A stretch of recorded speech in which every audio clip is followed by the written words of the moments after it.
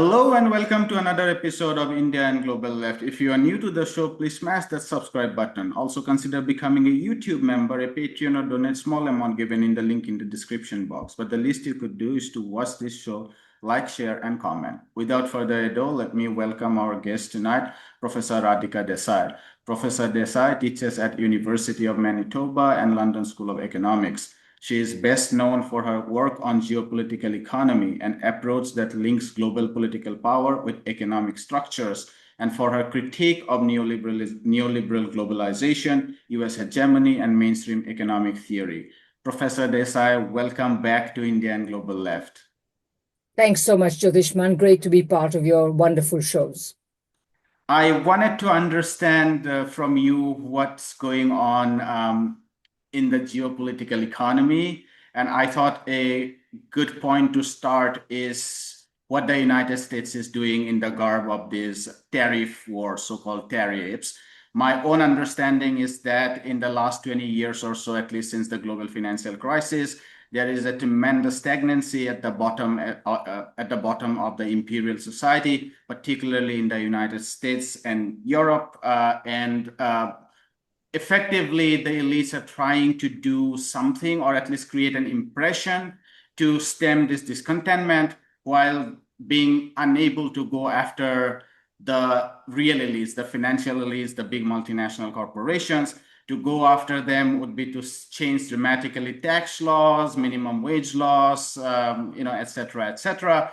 But they are not doing that. And therefore, they are escalating a warfare on the periphery. And that's what we are seeing. So that's sort of my broad understanding. But if you could drill down on that and tell us how you are interpreting what the United States is doing with the Global South in particular. Yeah, that's, a good question. And, my answer sort of keeps developing, but it remains at its core the same answer that I've been giving basically since Trump was elected, and certainly since January when he was inaugurated. So the thing, my line has always been, and I should also say that, different people have tried to see the sort of the method in his madness, that, okay, it may look like Trump is doing all sorts of really stupid things, nasty things, etc. But somehow underlying that, there is a method to his madness. There is some kind of rational plan. However, badly we may think of it, there is a rational plan. And also, by the way, I have been noticing lately in particular that a number of major newspapers, for example, the Financial Times or the Guardian or whatever, they have taken to saying, much as we may hate Trump, this may make sense or that may make sense. So this or that aspect of what Trump's program is sort of being discussed as if somehow at least parts of it are coherent, or there may be some kind of overall coherence that we may not normally suspect. But my view has always been that Trump is a symptom. He is not an actor in the crisis. He is a symptom of a very deep crisis in which the United States finds itself. The UK, which actually is in a far deeper mess in many ways, find themselves, but also I would say that to some extent, the entire advanced capitalist world, what we may call in old-fashioned language, the imperialist countries, find themselves.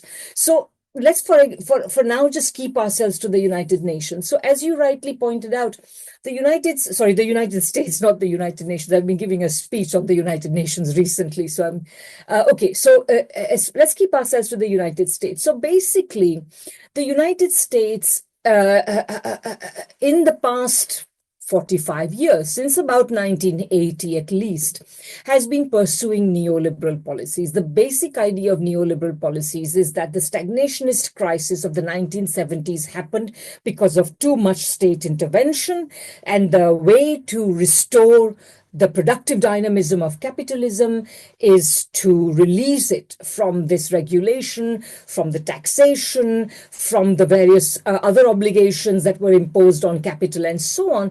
And through this last 4.5 decades, practically every decade I would argue that neoliberalism has shifted shape because, quite frankly, it doesn't work. It hasn't restored a productive dynamism to capitalism. It has not increased investment. It has not increased growth. The only thing it has achieved is the progressively, or rather the ever deepening financialization of American capitalism, deindustrialization, financialization, loss of good manufacturing jobs, rising inequality, and that is all that it will ever produce. Nevertheless, American elites have remained committed to it because, quite frankly, as you know, the American so-called democratic system is only the best democracy money can buy. And whose money are we talking about? We are talking about the money of the corporate capitalist class. So they essentially fund this or that politician, this or that politician comes to office and does more or less what the capitalist class requires. And I'll just say one other thing before I go into the crisis, the actual crisis, the multifaceted crisis, and that is, of course, neoliberalism was not going to restore productive dynamism because the productive dynamism of the golden age years was not a product of capitalism. It was a product precisely of the reforms that were imposed upon capitalism at that time. Some writers even called them socialistic reforms, that such reforms would have never been contemplated before circa 1945. They would have been dismissed as socialist. But after the terrible previous big crisis of capitalism, of imperialism, the 30 years crisis of 1914 to 1945, this somehow became possible. They were implemented, and the golden age of growth, particularly, the golden age was particularly due to the fact that by increasing working class consumption, demand was widened in that period. But of course, once you started rolling back these reforms, you were only going to get what naked, unreformed capitalism looks like, and that's what explains the last many decades. So now what we've had is that these politicians are not going to give up their commitment to essentially constantly freeing capital from the constraints which it has, which have been imposed on it, and we have seen more and more freedom, and so on. So this has led to financialization, deindustrialization, and so on. It has led, therefore, to social inequality and the division of society into the haves and have-nots in ever starker ways. This has led to political polarization, and Trump is a result of that political polarization. And Trump seems different from the rest of the usual run of politicians, and he is different in only one respect, and that is he realized very early on that you cannot win. He realized back even in 2016 that you cannot win elections by telling American voters that their economy is doing fine, which is essentially what the Democrats were doing and the establishment Republicans were doing. You can't do that.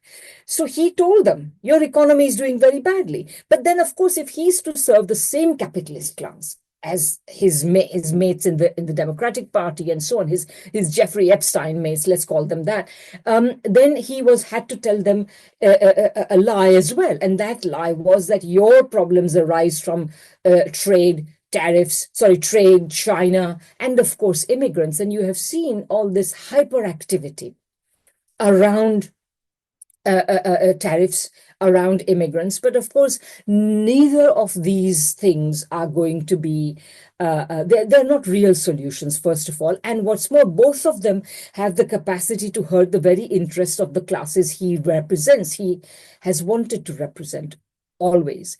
So he can't carry them out consistently in any proper way. I mean, so he imposes tariffs, but then, if the CEO of Apple comes and says nice words to him and gives him nice gifts, then he modifies them in the case of Apple, etc. So it's all been a great show because, and on immigrants as well. Initially, he was going to deport 11 million immigrants. Of course, I do not wish the deportation of a single immigrant, but let's take him on his terms. Then it got whittled down to like, we will only deport the criminals and so on.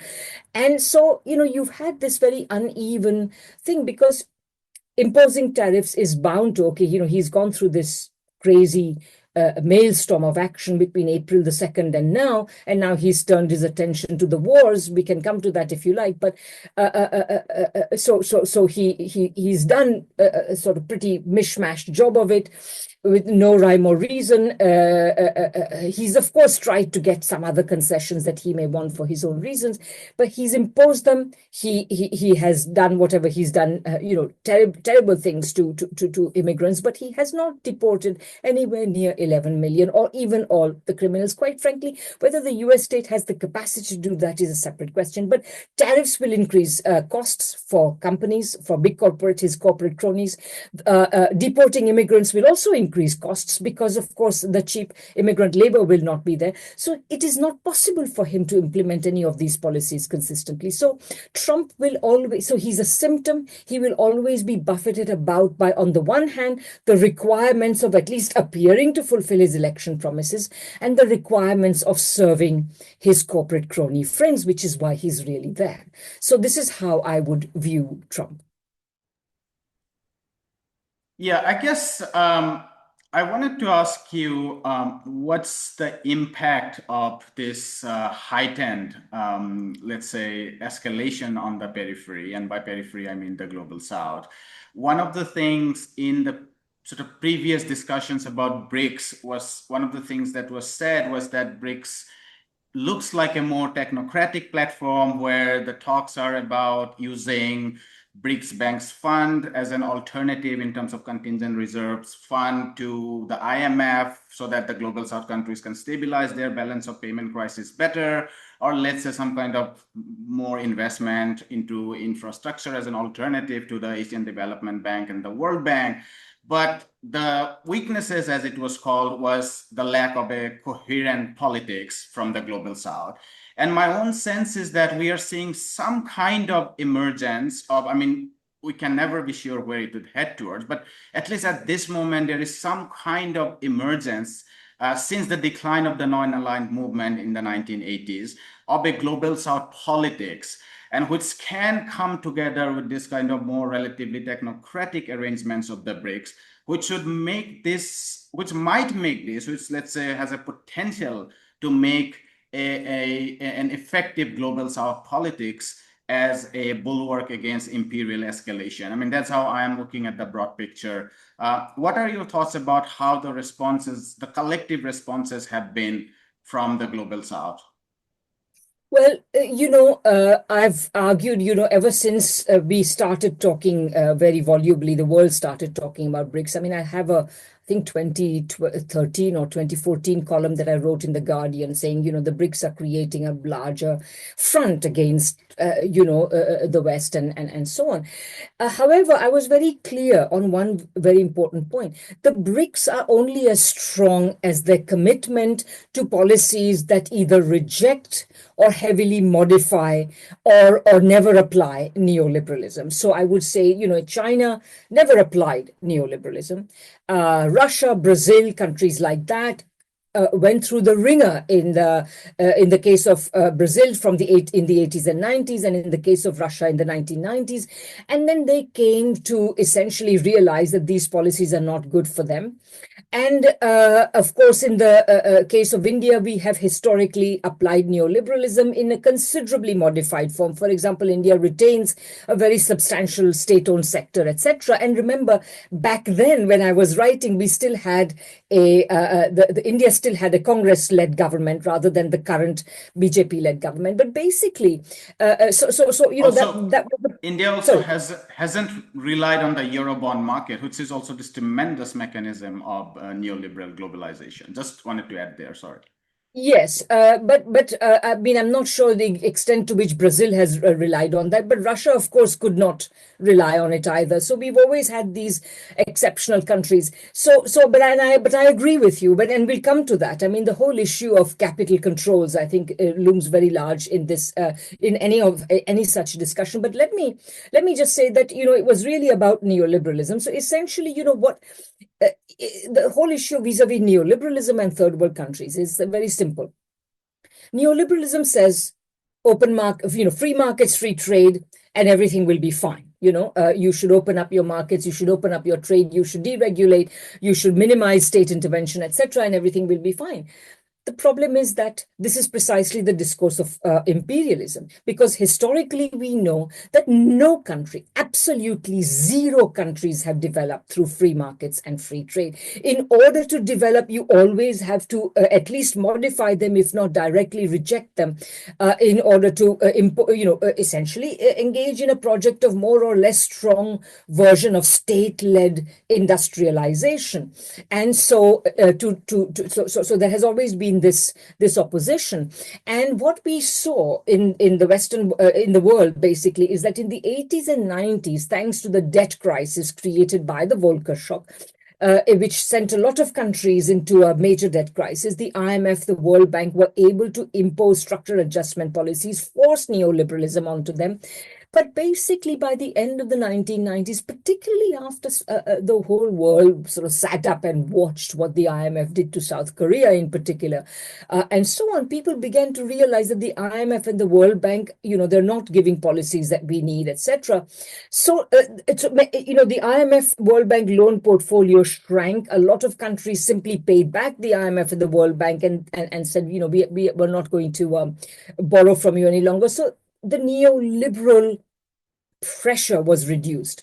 Of course, what also happened at this time is that a lot of countries then started to borrow on the international market, which was also possible because essentially since the early 2000s, apart from a brief episode between about 2005 and 2008, from the early 2000s to about 2022, we've had an easy money policy on the part of the rich countries, the imperialist countries, led by the Federal Reserve, whose real purpose has been, of course, to keep asset markets high, keep values of assets high, but always doing it in the name of preventing deflation, keeping growth going, etc. But the real reason has never been, they've never really cared about growth or employment levels and so on. So these third world countries also started to borrow from these markets. But anyway, to come back to the question of the BRICS, I think that then since the time that I wrote this, and even then I was very clear that neoliberal policies should not be followed fully or consistently. That's the key recipe. That's what unites the BRICS. But since then, you got both Bolsonaro government in Brazil in particular, and the Modi government in India, and of course South Africa also has had, quite frankly, more or less, governments that have kept themselves committed to neoliberalism, and South Africa was always a bit of an honorary member at that time. So what you're seeing now is that the Indian economy is not doing very well, nor is necessarily the Brazilian economy. And, also remember that at that time, there was this big commodity boom, so that many countries also rode that, rode that wave. So now what we are looking at is a situation in which China is, of course, definitely keeping up a very good rate of growth, thanks to its planned socialist economy, etc. Russia, partly under the pressure of sanctions, the war in Ukraine, etc., of course, has become, and its, of course, partnership with China has been doing relatively well, has been able to keep a very high growth economy, and so on, contrary to the intentions of the Biden administration, which was going to essentially sanction the Russian economy back to the Stone Age and reduce the ruble to ruble and so on. I think they're doing fine. But beyond that, particularly India and South Africa and Brazil, they're not doing so well because because they have, India in particular has become a fully paid up member of the neoliberal club. Now, this is the context in which the latest developments are taking place. So I would say that countries like India, leaders like Modi, would like nothing better than to rush into the arms of the United States, take India into the embrace of the United States. This is what the BJP has been following consistently. It has also been responsible for India's increasing partiality towards Israel, when in fact India was one of the historic supporters of the Palestinian cause and so on. So this is changing, but you see what's happening in this situation is that thanks to what, the need of Trump's legitimacy policies and, the need for him to appear to be fulfilling his promises to the people, some of these countries are falling foul of that. So India has fallen foul of that, Brazil has fallen foul of that, and so on. So, of course, they are being pushed in the direction of China and, of course, Russia. And, of course, China and Russia have declared their limitless partnership. They are increasingly cooperating with a whole host of other countries, which are the targets of American sanctions and Western sanctions, including Venezuela, including Iran, and so on. And, of course, the DPRK, the North Korea, and so on. So there seems to be a rather different anti-imperialist alliance forming. And of course, the fact that India is being pushed away from the United States by the US itself and towards China and Russia, thanks to Russian oil, this is a good thing. But the extent to which the Indian corporate capitalist class, which remains in power, there is no broad movement that has displaced it from power, etc. And the extent to which the leaders who represent them remain committed to keeping India, within these constraints, still hope for an alliance with the United States, with Western powers. I think we are looking at an extremely complex situation. It's not so easy to tell. We will have to see what happens. But and naturally, Modi is not another Trump. Modi has won elections, or I would say not as successfully as Trump, but nevertheless won elections by claiming all sorts of things, to do all sorts of things on behalf of common people. And now having proposed those farm laws, having opposed farmers for almost a year and a half anyway before nixing his farm laws, he's now portraying himself as the great defender of Indian farmers against American demands to reduce tariffs and so on. But this is all, Modi has only one economic policy as far as I'm concerned: do what the corporate capitalist class wants. But he has to do it within the constraints of India's economic weakness. If India does not import Russian oil, not only will the Ambanis be very unhappy because they are among the chief beneficiaries of this importation, but there will be a level of inflation that will create enormous unrest and create other political difficulties, which I'm sure that even the worst and most pro-American Indian CEOs recognize. So we are looking at a very complex situation, and I think a lot depends on what domestic forces are produced within these BRICS countries. Will the BRICS countries produce the domestic forces that are capable of sustaining an alliance with the non-Western anti-imperialist powers? This is the question before us today. And maybe, in a certain sense, I'll just say this final thing. It looks as though today international politics is driving domestic politics in a certain direction. But domestic politics is not that easy to drive. It's not that easy to herd domestic politics. So let's see what happens. Yeah, you touched on this very important point about the limits of this kind of Global South alliance at the lack of a much deeper domestic transformation. Because ultimately, if you keep relying on the global economic forces, whether it's portfolio capital inflow, or whether it's Eurobond market, or whether it's even to some extent commodity export in the case of Brazil, you won't be able to take on the imperial core very directly, even if there is a political consolidation that might happen because of this very overt kind of imperial escalation. I want to discuss some of these things in more detail, but maybe if we could stay with the politics of BRICS and the Global South for one more round. It seems to me that this imperial relation that was forced on the Global South had kind of two different pillars. One is this very direct show and display of political forces, which fell on the so-called enemy nation. So that came in the forms of sanctions and all kinds of escalations: Cuba, Venezuela, Iran, to some extent Russia, China to some extent in certain cases, and we saw the escalations since 2015. And then there was the sort of more subtle economic transformation done through the IMF, through WTO, World Bank, all kinds of neoliberal economic theory, promising that if you open up to free markets, you'd be able to export and earn your sort of foreign reserve, and even invite capital flow to to basically balance your payment, if even like you are having a balance of trade deficit. And it seems to me that the sort of vulgar turn that the US is taking in has kind of done an Iranization or Cubaization of even countries like India, which was hitherto transformed, within the sort of garb of more political friendship, but there was a much more deeper economic transformation. So what this has effectively done in my analysis is that it has made transparent the sort of more brutal face of neoliberal imperial transformation that was shaping up the relationship between the core and the periphery. Is that a kind of right analysis?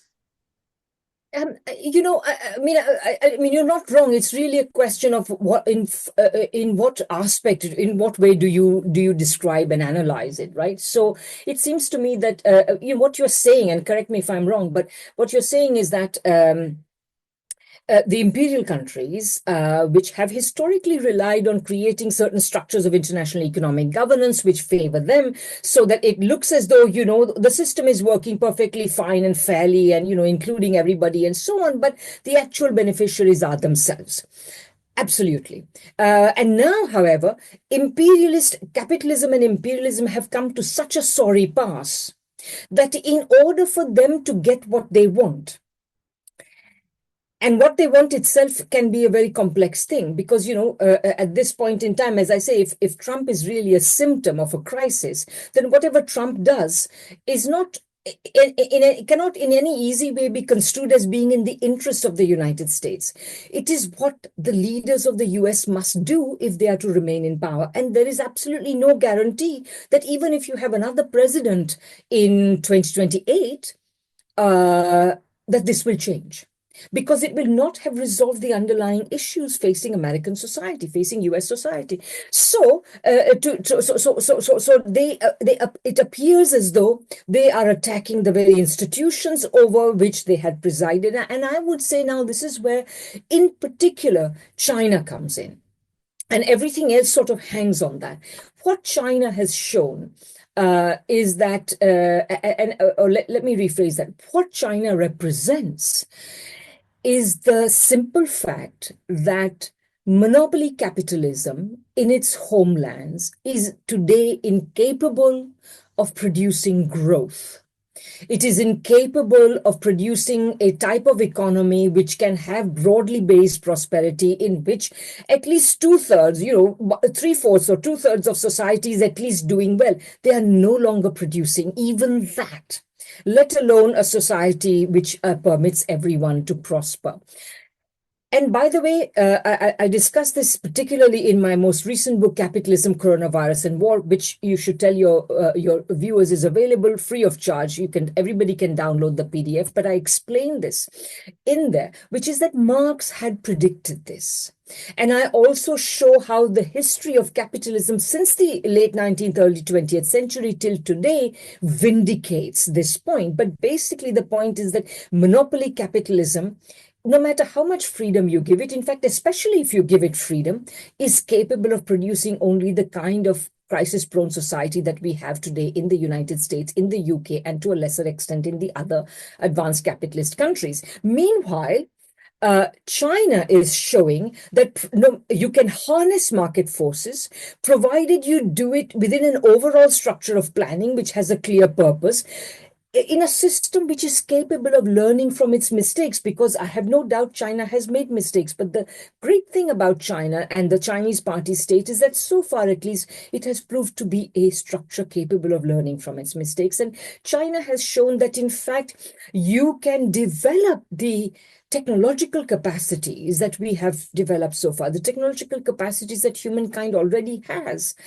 to a far greater degree in such a system, in a planned economy, than you can in monopoly capitalism. So to me, basically, pretty well all of this disturbance that you see is, apart from being the result of the crisis of the United States itself, is also in good part because of the rise of China. The only way in which the US ruling class in particular can remain the ruling class of both remain the ruling class of the United States and at least continue in its attempt to try to dominate the rest of the world is by dealing with the Chinese challenge. Because remember, my argument is that the United States has never been hegemonic. What we see as hegemonic stability theory has been essentially the desire of American ruling classes to achieve this kind of dominance dressed up as a theory. It has never worked. And the United States, is failing ever more spectacularly than ever before. So that's how I would read it. So that is why the US seems to be attacking the very institutions that it has created, the institutions of economic, liberal economic governance. And I guess I will say one other thing.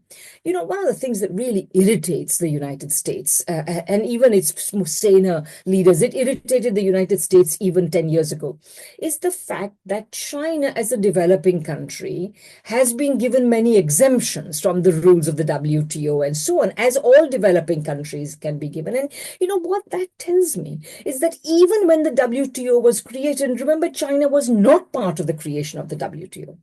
China joined 5 years later.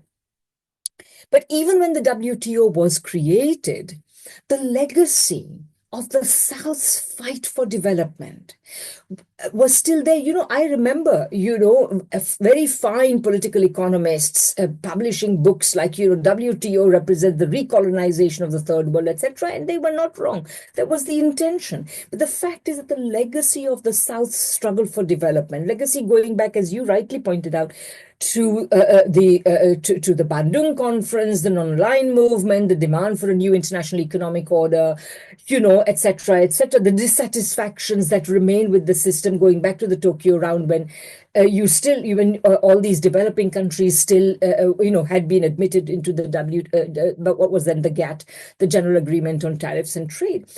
That legacy still created this niche for a country like China to be able to say, okay, we are a developing country, therefore we are exempt. The problem is that the rest of the developing countries have not been exploiting these niches because they do not have, as you were saying, we were agreeing earlier, the domestic political structures to engage in a kind of, to have a developmentalist state that would exploit these advantages internationally and restructure society internally in such a way as to create broad-based, productive, egalitarian, non-financialized development. But this we are not seeing. We are seeing, in fact, the opposite, practically, since the WTO was created. So the US has it in for the WTO. The US is not so much has it in, the IMF and the World Bank are still in the US's pocket, so that's not such a big problem. But the WTO in particular has been a big problem for the US, and that is because China has shown how a socialist or non-capitalist economy can do so much better. And I should also say one other thing. Or maybe, that is, China has done, of course, very well, but other countries that have been forced to adopt a socialist model, and I'm thinking particularly of Iran, or socialistic, I should say. I don't want to say Iran is socialist, but a socialistic model, a model of autonomous national growth. And above all, the DPRK, North Korea. These countries have survived. This is astonishing. And today, the US cannot easily contemplate attacking them. This is an astonishing thing because, as Engels said way back when, you can't have good armaments without a good economy, and in a certain sense, the quality of Western armaments is declining with the quality of the Western economy, whereas in some other countries, they have at least the means for solid defense, and they have neither the means nor the intention to be imperialist in the sense that the US is. But for the rest, they are quite able to defend themselves. And that is part of this scenario we're talking about, where there's, it's a complex picture, but you can discern the lineaments of an anti-imperialist front emerging. Yeah, I mean, apart from on the question of hegemony and force, I mean, I always like to see that as this combination of hegemony and force that is always used to sort of extend rule, and that is not fixed. It keeps changing. I mean, there are moments where things are doing better and you can do it in a more subtle way. And then there are moments where you need to use more forces. I mean, whether you look at... But if I may say something there, you see, first of all, I mean, I think that the use of Gramsci's idea of hegemony to describe relations between antagonistic countries or antagonistic groups has always been wrong. You know, Lenin, who originated the term hegemony, never used the term hegemony to describe the relationship between the bourgeoisie and the working class, which is kind of what Gramsci did. He would have never used, because they're fundamentally antagonistic classes, and he would have never used the term hegemony to describe the relationship between imperialist countries and imperialized countries. And the second thing quickly I want to say is that what was the second thing I was going to say? Yeah, I mean, yes, you know, force and consent. Yes, so the complexity of the current moment is that the economic debility of the Western countries is also producing military debility. So neither leadership, I mean, even if we went with Gramsci's ideas, which I'm kind of objecting to, I would rather stick to Lenin's idea. Lenin used the term hegemony to describe the relationship between compatible classes, the relationship between the working class and the peasantry, not the relationship between the ruling class and the working class, not the relationship between the capitalist class and the working class. But that's another matter. But today, because the imperialist countries are themselves essentially have to face up to the debility of capitalism, I mean, essentially capitalism's time is up. And today, humanity, both within these Western countries, within the imperialist countries, and even more outside imperialist countries, is paying the cost of keeping this capitalism going. This is what we are looking at. And the sooner humanity in all these, particularly in the non-Western world, in the imperialized world, wake up to this and say, we've got to create societies which are capable of standing up to these guys, the better it will be for everyone. Yeah, just to like complete what I was saying earlier, what I was thinking was that within this sort of new globalization that started in the 90s and we have seen, and that's sort of collapsing at this, seems to be collapsing at this moment, there is this combination of force and basically promise.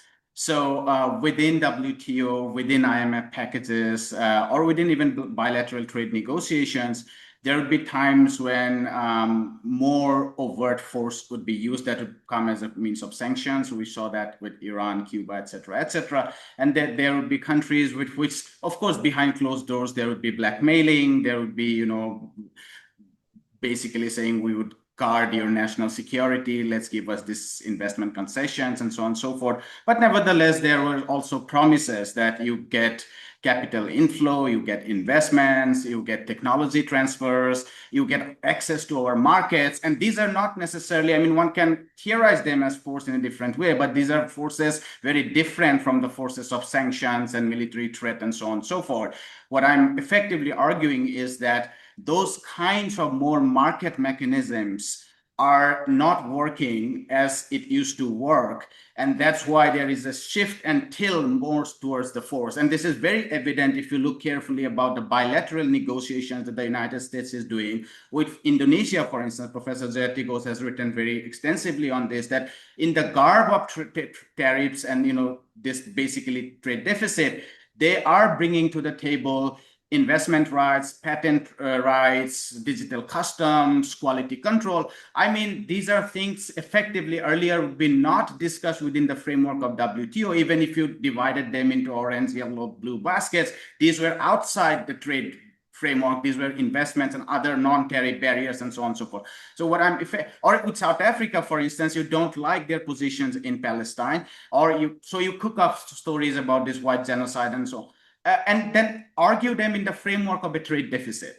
And that effectively shows us that the hegemony, I mean, I don't care actually. I don't care whether you call it hegemony or not, but that this promise of free market that came through the market forces has shifted away from these more subtler forms into direct forms of coercion. I mean, that's basic argument that I'm making. Yeah, and I mean, so first of all, I'm sorry if I interrupted you. I didn't mean to do that. I just thought of something and thought I should say it. But anyway, my apologies. But the tying up of these sorts of issues, you must deregulate, etc. You must treat our corporations better, and give respect our intellectual property rights. All of these sorts of things, they have always been part of trade negotiations, even in earlier times. So, for example, when you got the the WTO, funnily enough, was created in 1995, and everybody thought that it was just going to create one unified world of unified worldwide free trade regime. But in fact, that did not happen. Interestingly, what that gave rise to is an enormous spurt of mini and pluri and multilateral free trade agreements, specific free trade agreements, which would be recognized by the WTO, but essentially they would bypass the WTO in a variety of ways. But every time you had these free trade agreements, then the Western countries would bring in these sorts of things, so that, we used to say that these are not trade agreements. They are investment agreements, because they are really agreements to allow Western capital to go in and to set up there, etc. But the funny thing is that even when you look at investment, Western capital has not proved adept at investing in much of the world. I mean, essentially, if you look at statistics about foreign direct investment, going from rich countries, so if you look at statistics of foreign direct investment, what you first notice is that bulk of the investment is going from some rich countries to other rich countries. The idea that somehow these people are just chasing low wages, for whatever reason, and we can discuss that, does not work. They are as much chasing markets as they are chasing low wages, and markets are not available in primarily poor countries. So that's the first thing. The second thing you then notice is that insofar as they're going to third world countries, they're going to certain favored locations. Obviously, China was in the forefront of that for a very, very long time, and probably remains there. But and then a select few, maybe Indonesia, maybe etc. Some few places, mostly in East Asia, and of course in Eastern Europe, which is a very special instance because it was absorbed into the EU. So the idea that somehow the imperialism has managed to make the world safe for its own investors is actually wrong. It did not manage to do that. So it's very complicated. But these elements were always there. What you are now seeing is that because countries have essentially because the ordinary operation of institutions like the WTO or the various free trade deals have not worked, Trump is taking a country-by-country approach, saying, we want you to do this, we want you to do that. But even that, by the way, is not going to work. And it really shows you how much imperialism has become debilitated. Number one, a lot of countries which have signed up to these deals. The UK signed up to one, as you know. Japan has ordered, recently announced one. The EU has announced one, etc. But quite frankly, these are all they were all designed to give Trump a couple of headlines to announce, basically. Nothing has been worked out. I mean, is it possible even for Ursula von der Leyen to compel the member states of the European Union to buy this or that weapon? Is it possible for her to compel European companies to invest $550 billion or whatever it was she said that they were going to invest? These are all headlines.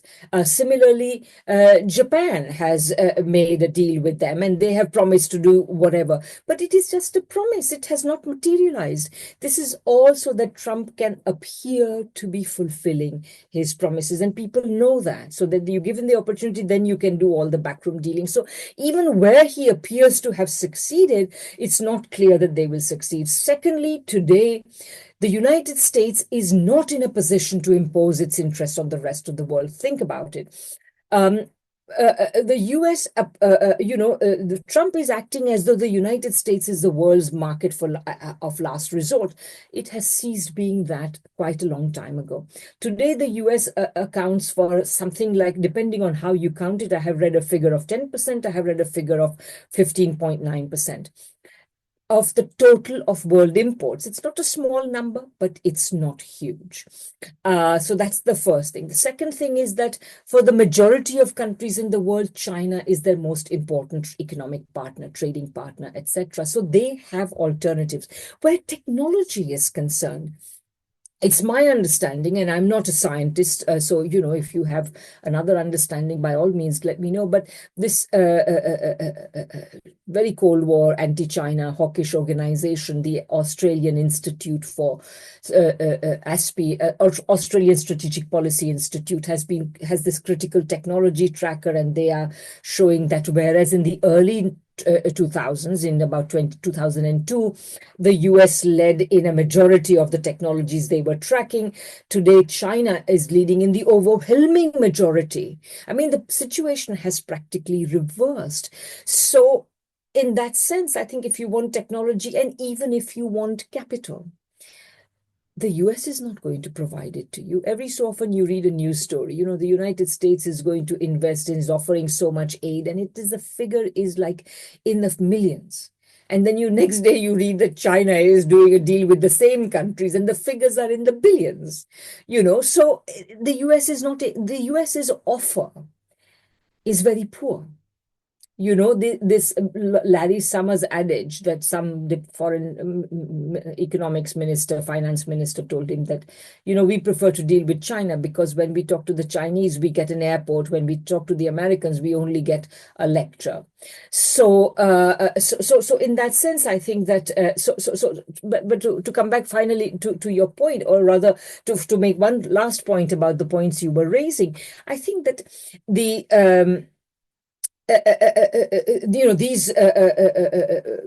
ability of the third world countries to resist American demands is also growing, mainly because of China, of course. But this configuration will not go very far unless the third world countries don't just partner with China, they also learn lessons from China. That is to say, how is China organizing its economy and society and polity domestically? Can we replicate the good elements of that in our own societies? What do we need to do? And I think that absolutely needs mass mobilization. If there's one word that separates China from practically every other country in the world, is revolution. They made revolution in recent memory. Once in recent memory, the ordinary people of China called their rulers to account. And I think that the rest of the world needs something like that. One of the spectacular challenges that China has posed to the West is its technological development, because a core component of surplus extraction from the periphery used to be technological dynamism and advancement in the global north, apart from capital surplus. And China has disturbed that immensely, and that's sort of has made the imperial elites very nervous about the future. I wanted to discuss a little bit finally on the sort of weaknesses, or the sort of, let's call it weaknesses of global South countries to disentangle itself or to even resist, global financial domination. And there I agree with you that unless you have a huge domestic transformations within these countries, it would be very difficult for them to resist them individually and also both collectively. And one of the problems there is this domestic adoption of neoliberal free market ideology. I mean, things like balanced budgets, because if you have to break away from the reliance on international financial markets, then you have to follow a path of wage-based demand growth. And they're at the face of lack of, let's say, large capital stock. And that's what one of the definitions of global South countries can be, that per capita capital stock is relatively lower, per capita labor is much surplus. And then you need the state to come in and create jobs, create investment. So you have to go out of the framework of surplus budget or limited deficits and so on. But we are not seeing these, and something that you earlier said, that international politics in and of itself would not trigger these kind of transformations within countries. And I think the problems of the global South is, generally speaking, even more than what it is for China. One of the things, to go back to the FDI. This is part of my research. I looked at the breakup of the FDI in the 1990s in China. And what I found out was that initially, from 92 to 97, more than 67% of the FDI that China was getting was from the East Asian economies, Japan, South Korea, Taiwan. Part of that was funneled, actually, internal domestic capital coming through round tripping. Please say the date again. Please say the date again. 1992 to 97. This is sort of can be the first pulse of growth in China. This is basically after the Deng Xiaoping's southern tour, so-called, when there was this brief moment after the Tiananmen incident where the sort of free market element within the party became hegemonic, but then they had to be weeded out, and then they had to do two things. One, they had to say that we are not going on the sort of neoliberal path, but at the same time, we are not pulling back from the kind of reform and opening that we have constituted. And so a lot of changes are happening at this point in time. One of the changes is obviously dramatic rise in the foreign direct investment. And quite often than not, even I was assuming that a lot of that was coming from the United States and Europe. But when I actually looked at the figure, roughly 12% was coming from the United States and another 15% was coming from Europe. This is also the time when India is constituting these capital market reforms following the sort of Harshad Mehta scam on one hand. So a lot of pressures on increasing corporate governance and the balance of payment crisis, which is larger. And so India is increasing quote unquote corporate governance. So India is also getting a lot of qualified portfolio investments. They are mostly coming from the United States and the West. Yes.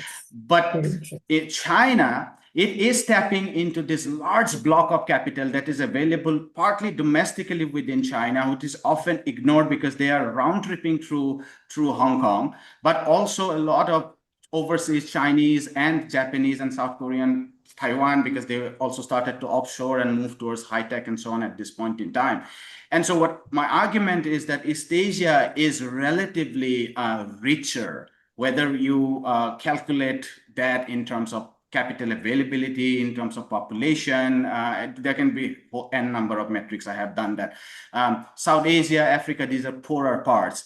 And to trigger transformations within that, the states is even more necessary, unless you go purely the neoliberal path, which has been a devastating consequence for many countries. I mean, in India, I would say it has been much so because they have been somehow able to lure at least portfolio inflow to stabilize their balance of payments, because India is a large country, there is a large market, and we have had stable governments.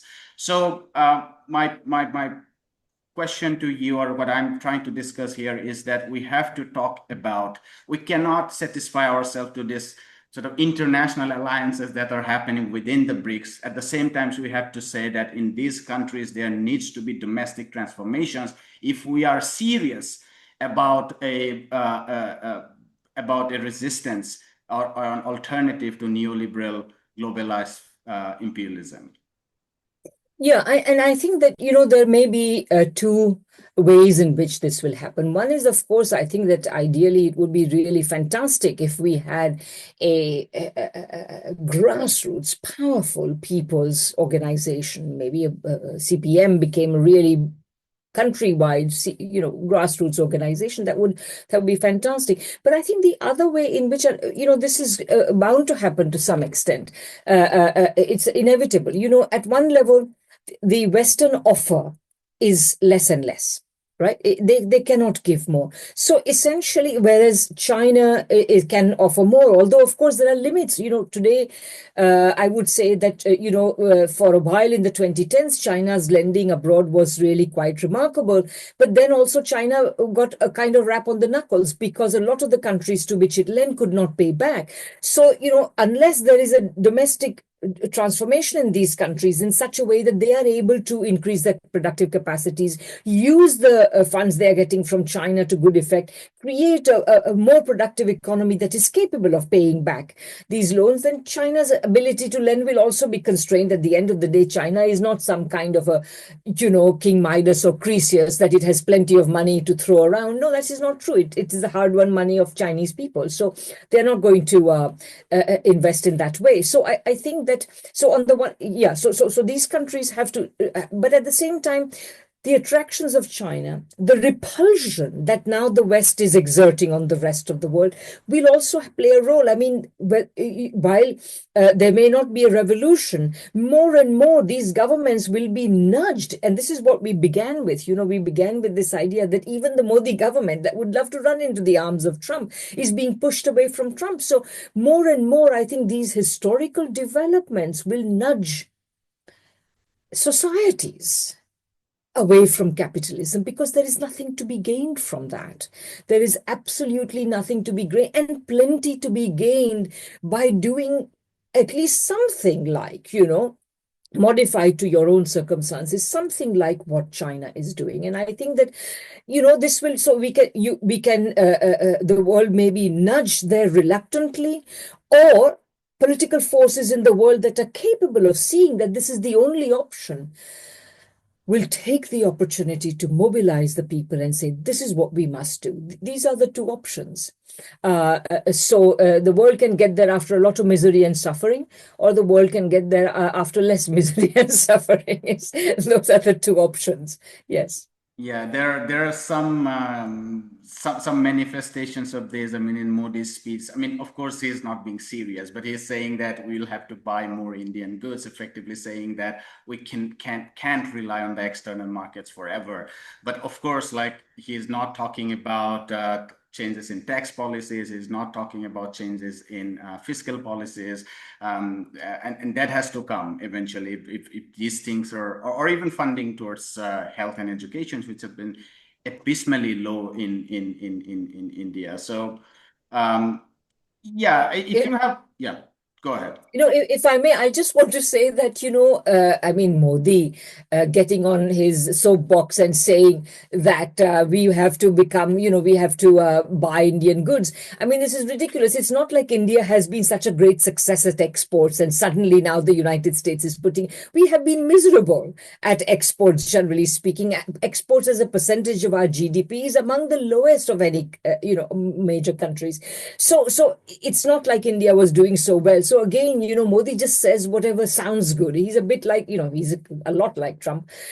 So he just makes himself look nice. But yeah, I think that, in this scenario, as I think for the rest, yeah, I think we agree, and we didn't talk about it, but one of the key things will be the imposition of capital controls whenever such a transformation happens. And I think that this will be, we have to talk more and more about capital controls, because I think unless ordinary people, including the run-of-the-mill intellectual, understands that you need capital controls, you're not going to get them. Because today, the middle class, educated people in most parts of the world expect a cosmopolitan lifestyle.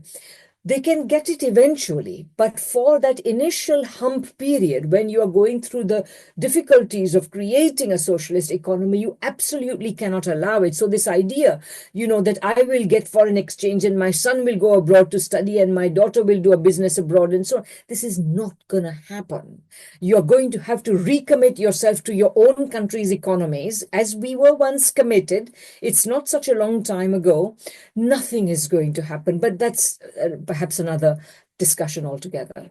I mean, that's a big discussion. One of the reasons India cannot move away from the United States is its reliance on the stock market. I mean, you see the effect of these tariff negotiations on the Indian stock market. It's literally on the free fall. I mean, dollar is rupee is falling to a historic low, and people are losing money in the stock markets, and increasingly more and more lower class or middle class young people are investing in, I mean, these are not real investments, but they are putting money in the stock markets and they are losing their money. And that's also part of the reason why, it's difficult to move away from that. I mean, technological changes have also triggered these changes. I mean, rise of applications on mobiles. I mean, market gurus in YouTube and elsewhere, they would come to you and say that, oh, put like 10,000 rupees and it should grow into 20,000 rupees. I mean, there's a lot. I mean, even the SEBI had to come in and say that don't participate in this derivative market because they'll look nice. You can use small amount of money to do this betting about where the market goes. But there are big international institutional investors that are participating there who can use algorithm and whole range of technological means to manipulate the prices, and you end up losing markets. But unless you restrict these mechanisms, unless you make yourself less reliable on international, at least short-term capital. I mean, if you can tap into the, FDI kind of mechanism that comes with long-term commitment and technological transfer, fine. I mean, that's what China did. But ultimately, you have to rely on the kind of things that China did in those years. Otherwise, like it's very difficult to. You can do a politics. You can come up with this rhetorics for people's consumption. Oh, we are anti-American and so on and so forth. But you can't really do genuine decoupling from the imperial core. Exactly. And also, of course, I mean, you can say that technology is creating this kind of, the rise of the retail investors because of technology, but it is not that. It's also how technology is regulated or not regulated.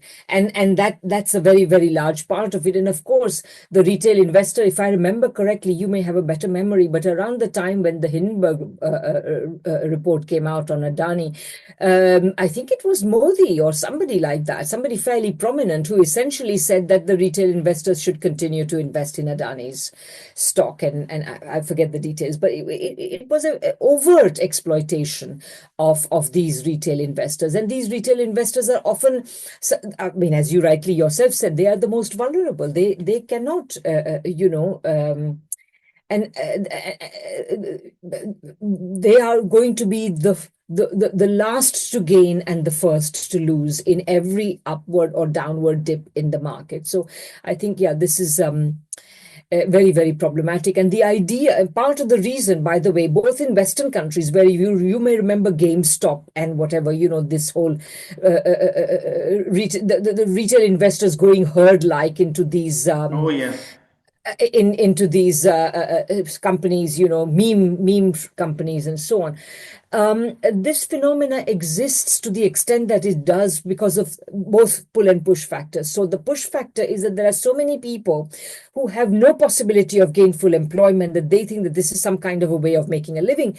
And of course, the enabling factor is that governments like in the United States or in India, who don't give a fig about the fate of ordinary people, allow these allow these things to continue unregulated. You don't see the same thing in China, I don't think so. A very common sort of advertisement gimmick from these advertisers that promotes financial market participation, is that in today's world, you cannot just rely on your job. You cannot just rely on your job. You have to have alternative sources of income. And these are people. Which is completely normalizing bad jobs, bad conditions, bad wages. It's normalizing it. This is what you expect. Absolutely. This was a fantastic discussion, Professor Desai. Thank you so much for your time, and have a wonderful rest of the day ahead. Thanks so much, Jyotishma. I really enjoyed it as well. Hi, my name is Ayushman. I, along with Jyotishman, have started this platform. In the last 2 years, we have tried to build content for the left and progressive forces. We have interviewed economists, historians, political commentators, and activists so far. If you have liked our content so far and want us to build an archive for the left, I have 2 requests for you. Please do consider donating for the cause. Link is in the description below. Also, if you are not able to do so, don't feel sad. You can always like our videos and share our videos to your comrades. Finally, don't forget to hit the subscribe button.